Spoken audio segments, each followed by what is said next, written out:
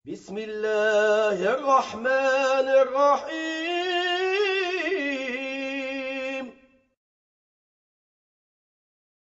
Bismillahirrahmanirrahim.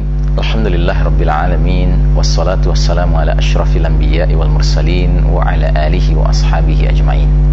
Saudaraku rahimakumullah, membahas tentang akhir zaman adalah membahas tentang sesuatu yang menggentarkan hati, karena kesadaran kita bahwa kita sekarang sedang berada di akhir zaman tentunya akan menumbuhkan keseriusan, kesungguhan di dalam memastikan langkah-langkah hidup kita.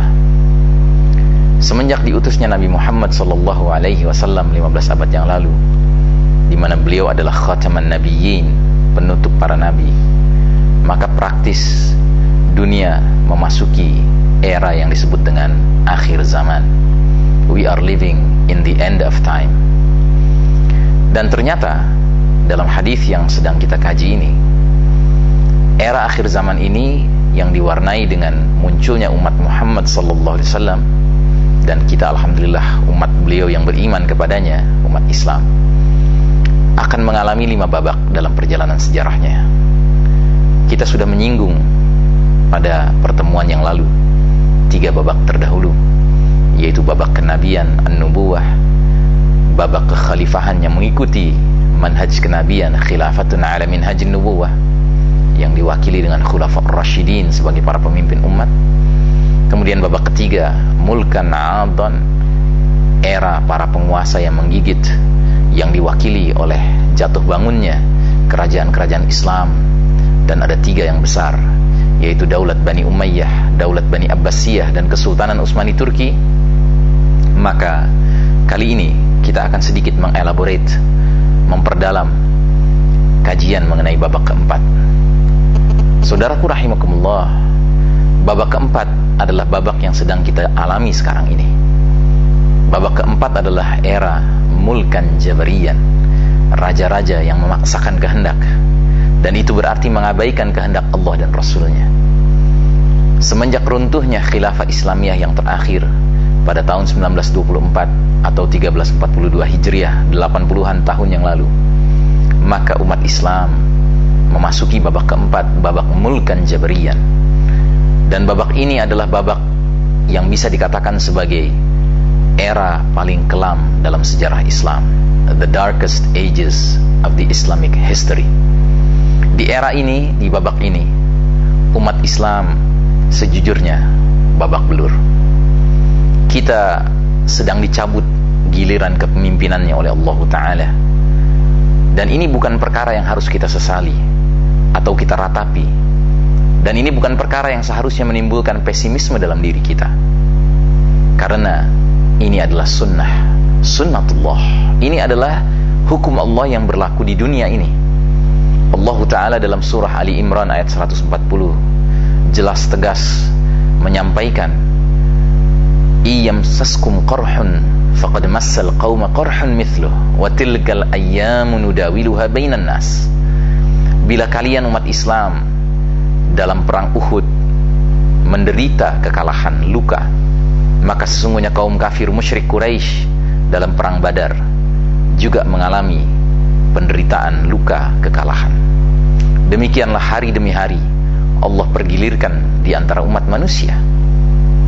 Ada harinya orang beriman diberi giliran kepemimpinan di muka bumi ini, tetapi ada harinya orang beriman dicabut giliran kepemimpinannya, dan bahkan Allah serahkan giliran kepemimpinan itu kepada kaum kufar, orang-orang yang ingkar kepada Allah Subhanahu wa Ta'ala.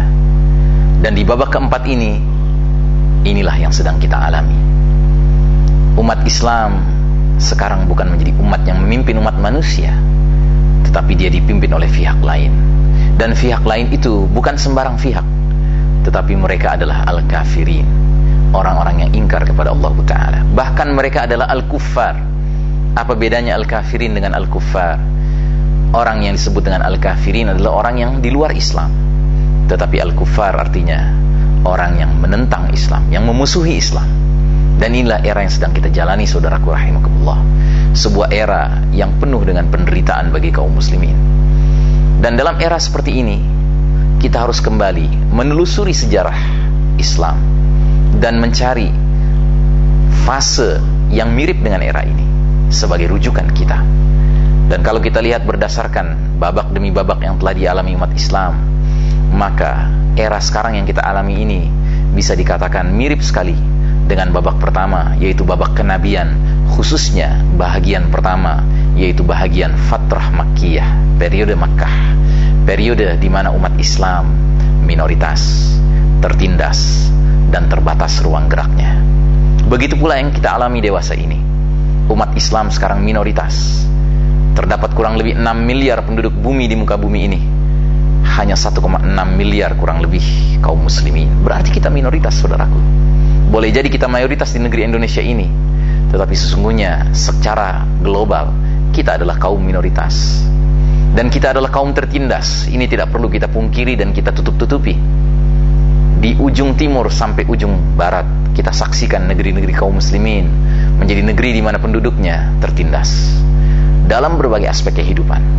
Ada negeri kaum muslimin yang jelas-jelas mengalami penindasan secara fisik, tetapi ada pula yang tertindas mungkin secara non-fisik, tetapi jelas di berbagai bidang politik, ekonomi, sosial, budaya mereka tertindas dan mereka terbatas ruang geraknya.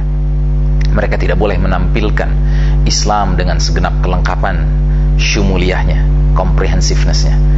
Nah, maka saudaraku rahimakumullah, kesadaran kita hidup di babak keempat, babak di mana kita babak belur, seharusnya menumbuhkan suatu sikap mental yang mirip dengan sikap mental para sahabat radhiyallahu anhum ajmain tatkala mereka berjuang di bawah kepemimpinan Nabi Muhammad SAW di periode Makkah.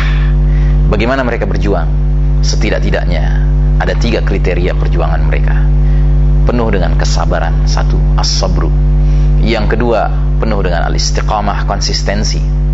Dan yang ketiga, tafa'ul, optimisme. Mereka optimis bahwa setelah hijrah mereka akan menyaksikan perubahan minat dzulumati ilan nur. Begitu pula dengan kita, saudaraku. Kita harus mempersiapkan diri dewasa ini di babak keempat ini untuk menyambut era hijrah. Hijrah min zulumatil jahiliyah ila nuril Islam. Hijrah dari kegelapan jahiliyah, era babak keempat ini, menuju cahaya Islam, babak kelima, tegaknya khilafatun ala minhajin nubuwah. Bagaimana proses itu akan terjadi? Kita akan bahas pada pertemuan selanjutnya. Sampai jumpa, saudaraku. Assalamualaikum warahmatullahi wabarakatuh.